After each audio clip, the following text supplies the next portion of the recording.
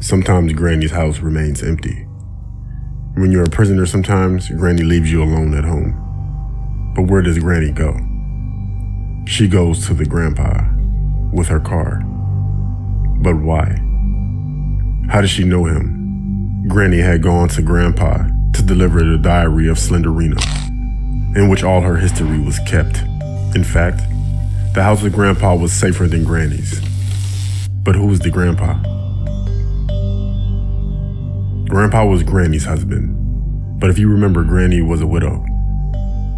What happened between the two? Let's start many years before the curse and the misfortune of the castle of Slenderina.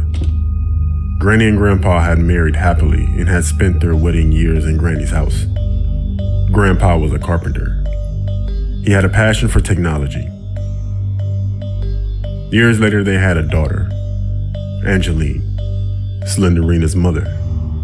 One day, exploring the places near Granny's house, Grandpa discovered a mansion. He opened a locked door with a crowbar, and inside he saw that there were bags of coins.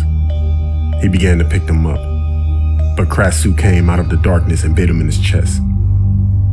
Grandpa left the mansion and ran into the woods towards home, but suddenly he fell dead on the path. Granny, seeing that Grandpa was not coming back, went to look for him and found him dead. Granny buried him behind the house. Then time passed. At home, Slender Man came. Slenderina was born, and the curse happened. When Granny learned that Slenderina was dead, she tried in every way to bring her husband to life.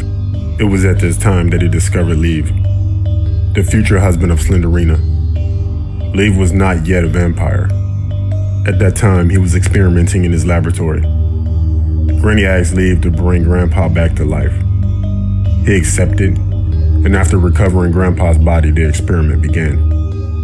He poured a potion into Grandpa's mouth, and then ordered Granny to bury the body and wait a few days. Then he left. One day, Granny, she went out into the garden and saw that Grandpa had come out of the ground. Then found him behind. He was changed. He didn't speak. He could see, but it wasn't that good, and he was deaf. Granny noticed that Grandpa had not lost his abilities, but it was strange. He didn't answer and he didn't reason, and Granny was afraid. He was just different. After a while, Granny decided to take him to an old house near the river. This house was a nursing home. It was kind of a madhouse, but then Grandpa began to kill all the nurses with a crowbar. One night, with the boat that he had built, Grandpa retraced the sewers to the river and found Leave's house. Grandpa entered the open house, but he wasn't there. Leave was gone. He had already been transformed into a vampire. Grandpa stole Leave's potions and returned home. Coming down from the boat, a potion fell into the water where a small octopus lived. And, you know.